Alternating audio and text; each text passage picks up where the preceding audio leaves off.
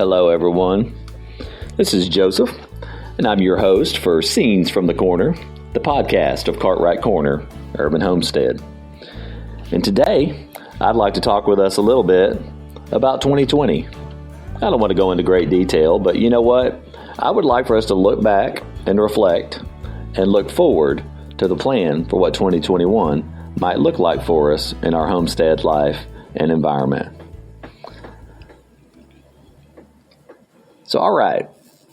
So when we think about looking back and looking forward, in the looking back part of our reflection for 2020, I think it might be important for some folks to mourn what they would call their pre-COVID-19 life.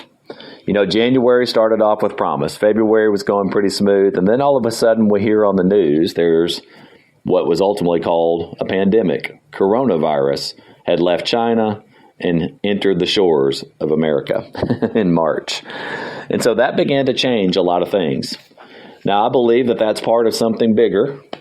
But what happened was everybody's individual lives were touched in some way by this coronavirus phenomenon and the hubbub that has surrounded it. I have talked about my thoughts on COVID-19 and some issues related to COVID-19 in a former podcast. And so if you would like to go back and listen to that, I would encourage you to do so. But it may be important for you to mourn your pre-COVID life. A lot of people were hoping that this thing would just go away and we would get back to life as usual. Well, I, for one, have done very little mourning of life as usual pre-COVID-19. I instead, and Sarah instead, we chose to look forward because we, at that point, when everything hit in March, were in the throes of planting our spring garden, and we were very focused on that. So even in some of the times where I wasn't able to work because of lockdowns and things like that, we had something beautiful to put our hands into, to put our minds and hearts into, and we grew a love for gardening in a deeper way like we had never had before. So there's very little mourning that I'm going to do, but I'm aware that some of my listeners may need to mourn their pre-COVID life. But in my look back, I choose to celebrate. And here's what I would like for you to do. I would like for you to look back in your own 2020 and find some things to celebrate. Some things in your spiritual life, in your family life, in your financial life, in your physical life, in your emotional life, in your mental life, in your relational life. Maybe there's some things you could look back and reflect on and celebrate. Well, I want to give you just a few of ours. Number one, we've got a greater trust in God and in His provision.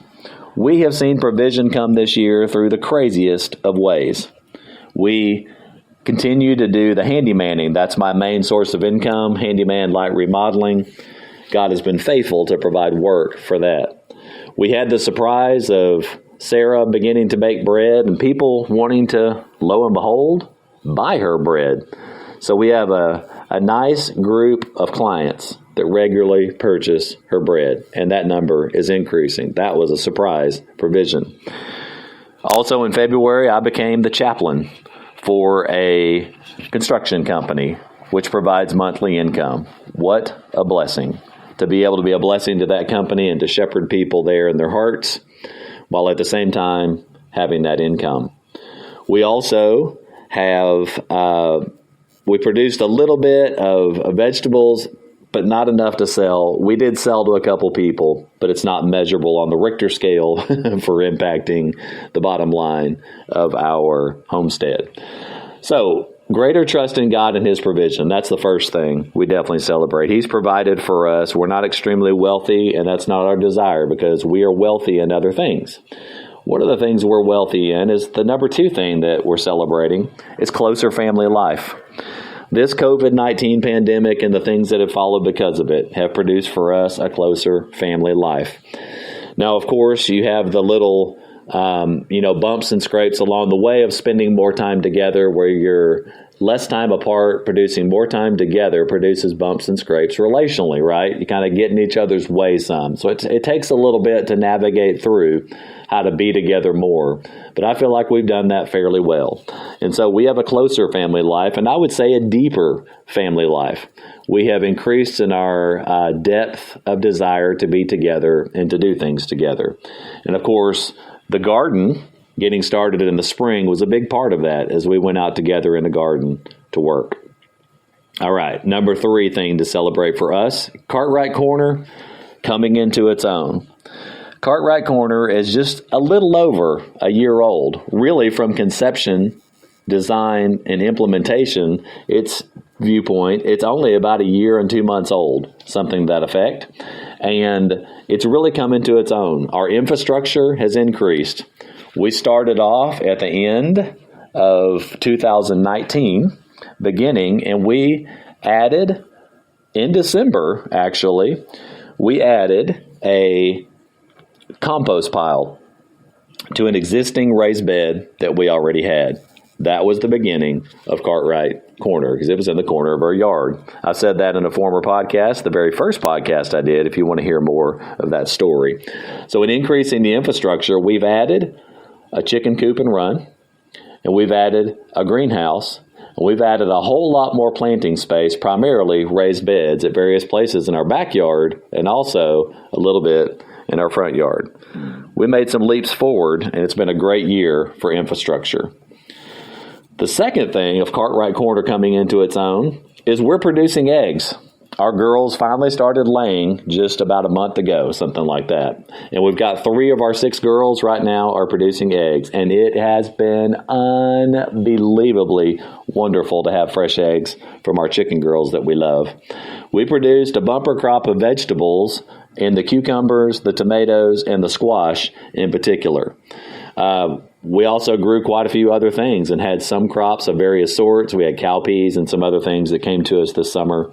And so we had a good growth time. But most people say with your gardening and really with your homestead, your first year is a learning year. We felt like we learned a lot.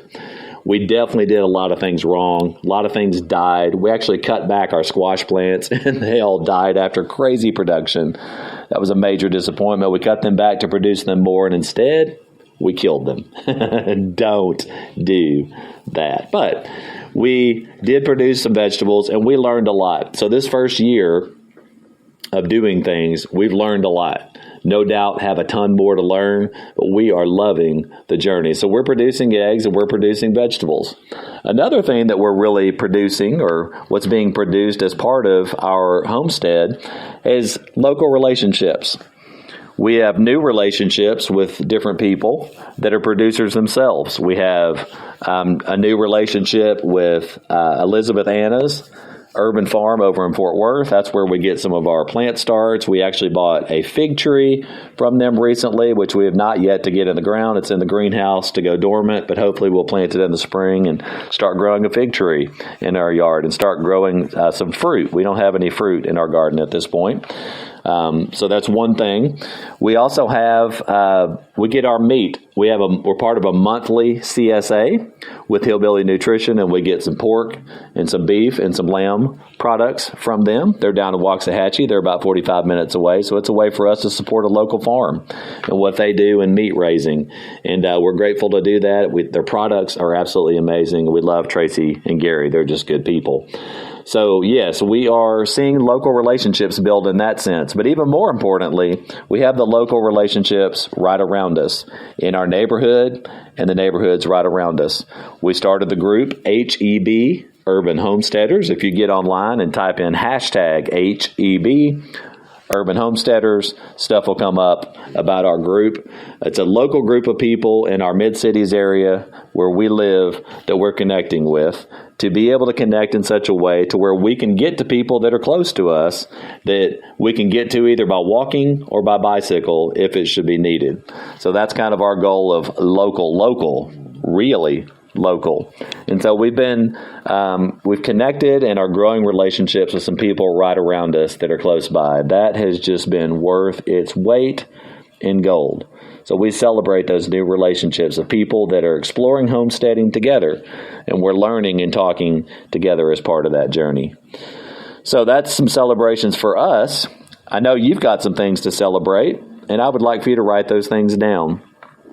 Well, looking forward, I want you to look forward just for a second. If you're not journaling, I want to encourage you to start a journal.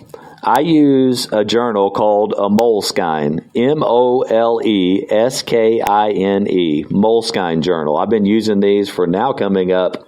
I mean, it's 20 some odd years probably I've been using these, a couple of decades. I want to encourage you to start journaling. I use the Moleskine. You can use anything you want. Just make sure they're all bound together in one book. And begin to reflect back. If you haven't started journaling, let that be one of your looking forward items for 2021. But some things that we're looking forward to on our homestead, we're looking to increase our production. Of course, we want to have a bumper crop of all kinds of vegetables coming up in the summer when we plant this spring. So we've already bought some seed. Matter of fact, Sarah's already checked some new ones on a website to be ready to purchase even more. It is a subtle addiction to get those seed catalogs. And so we want to increase our production. One of the things I would like to add is microgreens that we'll be growing in our greenhouse this winter. That's yet to be done as we are just getting towards the finishing stages of the greenhouse. But I look forward to seeing microgreens growing in there and hopefully begin producing and selling and using those in our own salads and our own home this spring. So that's one thing. We're going to add electrical and water to our greenhouse. Now, I want to encourage you guys to set plans because, see, we set plans way back that we were going to have the raised beds, we were going to have the chickens, and we were going to have the greenhouses. We didn't think we would achieve all that in such a quick amount of time, but by the grace of God, we did, and are loving it. So at this point, we're seeking to do improvements, and one of those is to add electricity and water to the greenhouse. We're going to have to run a water line and run an electrical line of some sort to get our grow lights to go in the greenhouse.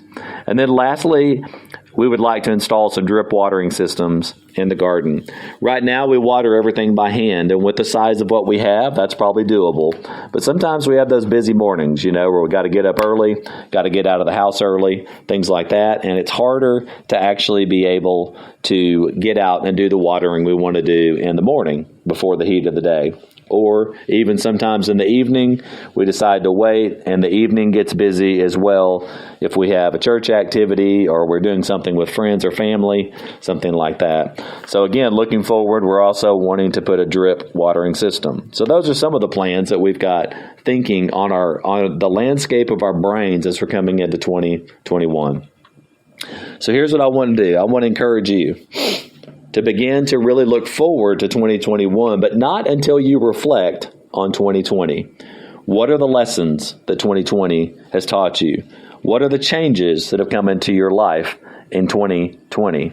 Think and reflect on those things first to kind of give yourself a little kind of a starting place to get into thinking about 2021. We want to build on the beauty that was 2020. It seemed like a year of decimation and carnage, but in reality, it was a life where things changed forever. And if you look at it from God's perspective, in which we've chosen to do, we see the beauty in 2020 and what it's produced.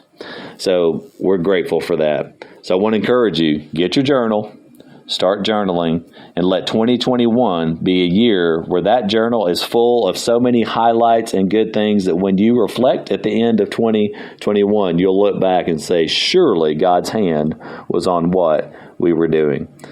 Well, I bless you guys. I hope this has been an encouragement to you. I hope you'll look back and reflect and look forward to what's coming up in 2021. It's going to be an amazing year, probably going to be a difficult year with even deeper and more systemic changes in the world. But we who look up to the Father and acknowledge Him and are looking at the land to set our hands in the dirt and plant, we will be those that will be blessed in 2020 because we'll find a life that's unlike no other. Be encouraged.